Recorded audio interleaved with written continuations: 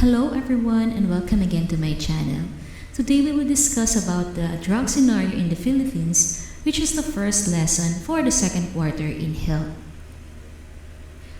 For our most essential learning competencies and objectives, at the end of the lesson you'll be able to describe the drug scenario in the Philippines, discuss risk and protective factors in substance use and abuse, and analyze situations for the use and non-use of psychoactive substances.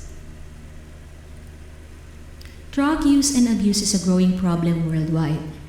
In the Philippines, it has increased dramatically and most drug users are alarmingly young people.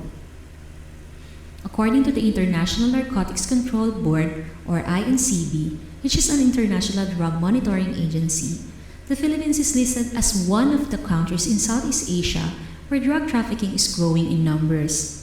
The 2016 International Narcotics Control Strategy Report revealed that the Philippines continues to wage an ongoing struggle against drug abuse and drug trafficking. In the Philippines, drug use and abuse is a social and health concern. Poverty has become an increasing cause for involvement in the illegal drug trade.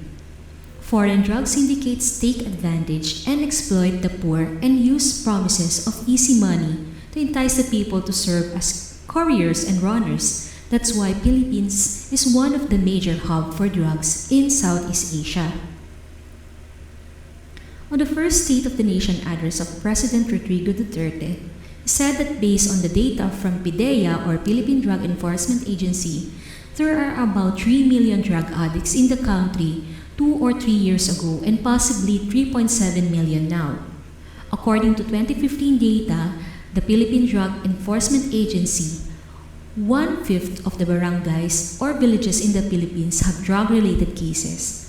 Metro Manila is a region most affected by drugs with 92% of its barangays having drug-related cases. The Dangerous Drug Board under the Office of the President on 2015 results survey, the current drug prevalence among Filipinos aged 10 to 69 years old is 23% or an estimated 1.8 million users of the more or less 100 million populations of the Philippines. This survey is a picture of the worsening and alarming drug use and abuse in the country. This is the reason why the government is steadfast in the fight of eradicating the supply and demand of illegal drugs. The President Rodrigo Duterte launched an all-out war against drug abuse and drug trade because these are destroying the lives and future of the people. So what you should know about drugs? First, drug is a chemical substance that changes physical, emotional, or behavioral state of the person taking it. It is used to alter, sustain, or control the recipient's physical, mental, and emotional state.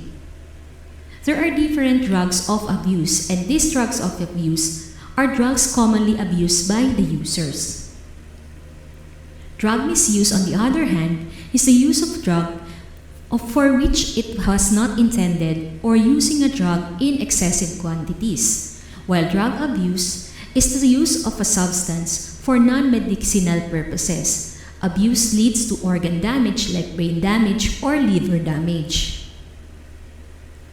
Drug addiction is a state of physical or psychological dependence on a drug, while drug dependence is a cluster of physiological, behavioral, and cognitive phenomena of variable intensity in which the use of a drug takes on a high priority, thereby creating a strong desire to take the substance.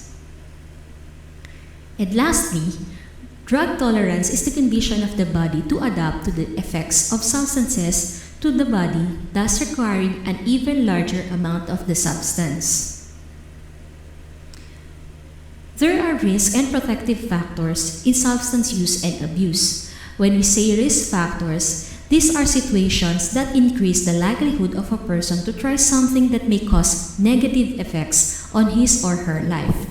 On the other hand, protective factors are those influences which decreases the chances of misusing and abusing drugs. There are different domains of life affecting drug use and abuse, and these are personal, family, peers and friends, school, and community. Now let us analyze how drugs affect the personal life of a person and what are the risks and protective factors that are related to these domains. First, let's discuss the personal or early aggressive behavior versus self-control. For the risk factors in personal domain, the following are the use of drugs at an early age, risk-taking behavior, experimentation, poor social skills and interaction, child problems, and feeling of isolation. Whereas, if a person has self-control, good reasoning skills, excellent skills, positive interaction with people, and sense of belonging, there are less chances that a person may take up drug abuse. As for the family domain, there is what we call weak parental guidance versus strong parental guidance, and it also affects the risk and protective factors in the life of a person. For the risk factors, when a person has history and pattern of drug abuse, attitudes towards drug use, poor parenting and child rearing, inconsistent family rules, poor family values, and poor family ties, there is a greater tendency that a person may undergo drug abuse. On the other hand, if a person has a good communication within the family, positive family relationship, clear and consistent family rules, has strong family values, has positive expectation to child success, and relies on family for emotional support, there is a great tendency that that person will not go into drug abuse. Peers and friends domain also affects the risk and protective factors in drug abuse. We have substance abuse versus academic excellence. Like for example, if a person is associated with peers and friends known to use gateway drugs and prefer to stay with peers and friends rather than family, there is a great risk that that person will be involved into drug abuse. On the other hand, if that person has association with peers and friends who do not use gateway drugs, formation of friendship, reliance on friends for emotional support, and inviting friends at home to know the family, there is a minimal chance that that person will abuse drugs.